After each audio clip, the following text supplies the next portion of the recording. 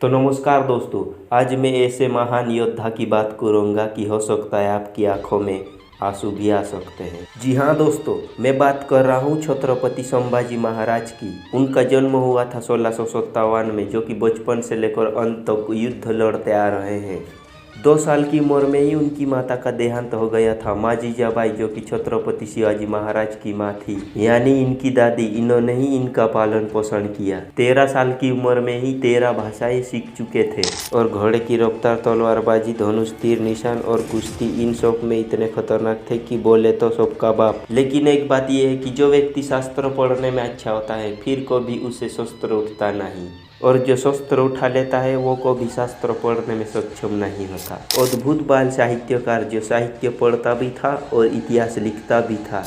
बुद्धि और बल दोनों में खतरनाक थे। सिर्फ 16 साल की उम्र में 60 किलो की तलवार लेकर पहला युद्ध रामनगर में जीता था। लेकिन एक बार छत्रपति शिवाजी महाराज ने, अभी ये 9 साल के थे संभाजी महाराज, इनको क्या बोले, मेरे साथ चलो, आगरा जा रहा हूँ मैं वहाँ के मुगल शासक औरंगजेब से मिलने। और घोड़े पे बैठकर 1200 किलोमीटर 9 साल का बच्चा पिता के साथ पहुँच गया आगरा।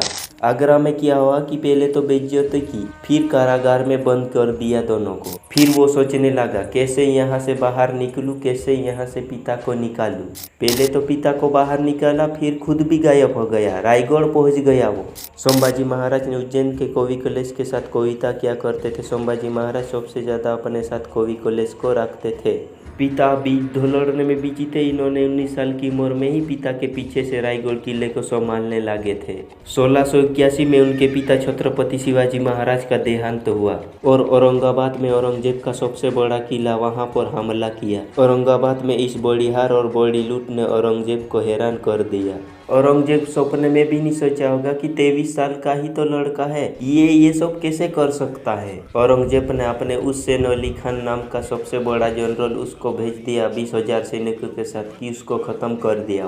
हुसैन अली खान ने बोला सिर्फ 2 दिन में ख़त्म कर आऊँगा।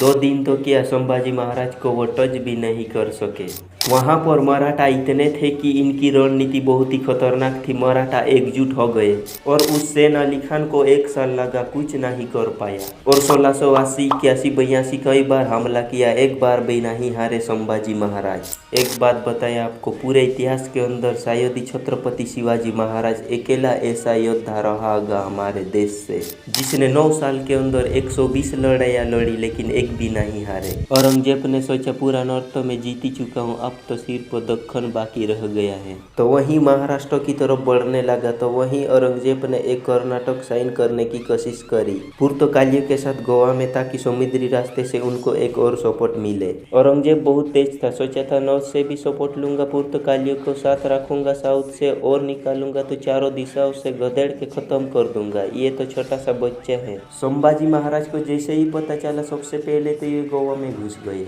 गोवा में जाकर इन्होंने पुर्तगालियों को उखाड़ उखाड़ के मारा। उसके बाद और वापस आए और फिर लौटने की तैयारी करी।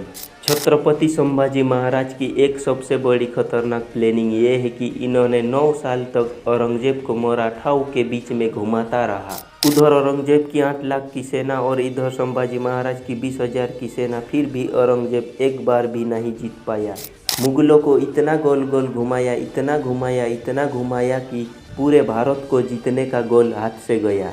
औरंगजेब वो कहाँ रुकने वाला था, उसने नई तरकीब लगानी शुरू कर दी। नीचे से सिद्धियों को साथ में लिया, मैसूर के राज्य को अपने साथ में लाया, पुर्तगालियों को फिर ताकतवर बनाया, चारों तरफ से घेरने की कोशिश करी मराठाओं को। संभाजी महाराज उम्र से तो छोटे थे, लेकिन उम्र उनके लिए कोई बड़ी बात नहीं थी। ऐसे इंटेलिजेंट, पावरफुल, खतरनाक लीडरशिप संभाजी महाराज थे। छत्रपति संभाजी महाराज के दिमाग में ये आया कि हमारे पास धन पैसा कम है, तो इन्होंने क्या किया कि अपने इलाके के सभी लुहार और दर्जियों को इकट्ठा किया। उनको बोला कि पेड़ की जो पतली खाल होती है उसे निकाल कर रबड़ का कपड़ा बनाओ, और जो बड़ी खाल है उससे तीर बनाओ, और तीर का आगे रबड़ का कपड़ा लपेट दो। एक तरफ तेल लगाओ और दूसरी तरफ बारूद लगाओ, क्योंकि रबड़ का कपड़ा जल्दी जलता नहीं। और तीर जला करके दुश्मनों पर छोड़ दो, जैसे ही जाकर टकराएगा जो हमने बारूद लगाया है वो विस्फोट हो जाएगा। औरंगजेब को भी तो मानना पड़ेगा ना, हारते थे मार खाते थे फिर खड़े हो जाते थे लड़ने को, हारते थे मार खाते थे फिर खड़े हो जाते थे लड़ने को।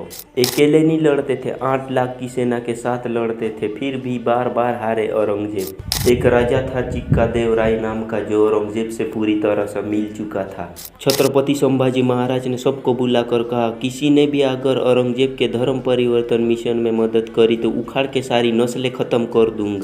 मराठा हूँ मैं, अपने देश के लिए काम करता हूँ। और वो चिक्का देव राजा को, पुर्तगालियों को और सिद्धियों को सबको खत्म कर दिया। तो भी ना औरंगजेब को एक बात समझ में आ गई, इस लड़के को मार नहीं सकते, इसे हरा नहीं सकते। संभाजी राजे भोसले 9 साल तक औरंगजेब को पीटते रहे, हराते रहे, मारते रहे। समझ में आ गया इसको नहीं हरा सकते, सामने से तो नहीं लड़ सकते, कुछ और करना पड़ेगा।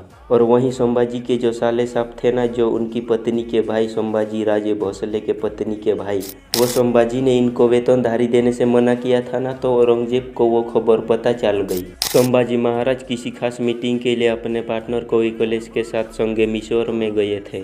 और वहीं गणेश जी शिल्के यानी उनके साले साहब ने औरंगजेब के खास जनरल सेनापति को बता दिया कि यहाँ से गुप्त रास्ते से जाओ और उनको ख़त्म कर दिया, वो वहीं मिलेंगे। और वो 2000 लोगों को लेके पहुँच गया संभाजी को पकड़ने के लिए।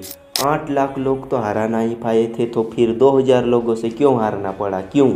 क्योंकि छत्रपति संभाजी महाराज को धोखा दिया गया था। गणेश जी शिल्के बेईमान हो गए, अपने ही परिवार के इंसान ने धोखा दिया। अरे हमें तो गणेश जी शिल्के ने मारा, औरंगजेब में कहाँ दम था? अपनी हार तो अपनों के धोखे से हुई, वरना दुश्मनों में कहाँ दम था? गणेश जी शिल्के ने वो गुप्त रास्ता औरंगजेब के जनरल को बता दिया और 2000 सेनाओं के साथ जाकर पकड़ लिया। लेकिन आसानी से नहीं पकड़ पाए संभाजी को। संभाजी ने उन 2000 सैनिकों में से आधे को तो निपटा ही दिया था। संभाजी और कवि कलेश दोनों लड़ते रहे 2000 सैनिकों से, और इन दोनों को लोहे की बेड़ियों से बांधकर बंदी बनाया गया।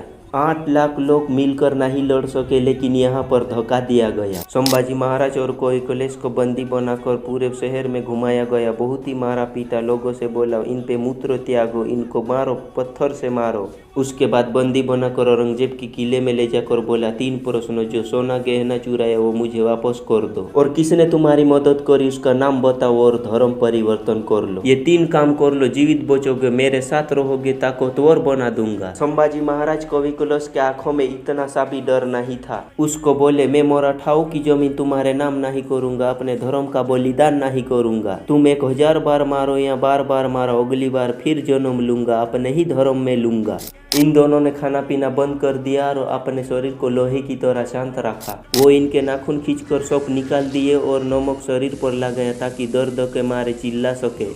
उसके बाद जलती हुई लोहे की सलाखें लेके उनकी आंखों में घुसाया गया। फिर भी एक चीख तक नहीं निकली। दर्द तो बहुत हुआ, लेकिन सहने की शक्ति थी। वो हाल किया सालों ने कि सोच भी नहीं सकते। उसके बाद धीरे धीरे चामड़ी काटने लगे। हर बार पूछते थे 3 प्रश्न, अपना धन दे दो, जमीन दे दो और धर्म परिवर्तन कर लो। संभाजी महाराज ने बोला, हमारी तरफ आ जाओ, मराठाओं की तरफ आ जाओ, धर्म भी नहीं बदलना पड़ेगा और जिंदगी संवर जाएगी तुम्हारी।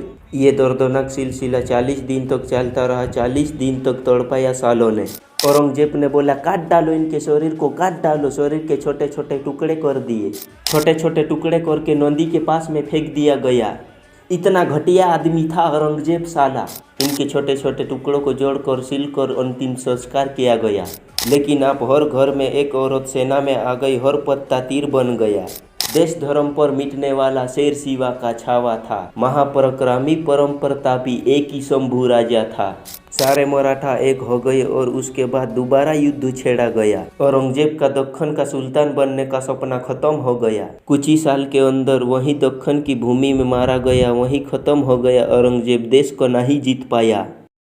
लेकिन शर्म की बात यह है कि देश आज ऐसे वीरों को भूलता चला जा रहा है। इन जैसे महान राष्ट्रवादी नायकों को जानबूझकर भुलाया जा रहा है और औरंगजेब की क्रूरता को छुपा दिया गया और छत्रपति संभाजी महाराज जैसे योद्धाओं को लिखा ही नहीं गया। इस वीडियो को अपने दोस्तों में जरूर शेयर करना दोस्तों, ताकि छत्रपति संभाजी महाराज के बारे में अपने दोस्तों भी जाने कौन थे वो। वीडियो को लाइक करके जरूर जाना और चैनल को सब्सक्राइब जरूर कर लेना, ताकि इस तरह की वीडियो आ सके आपके पास।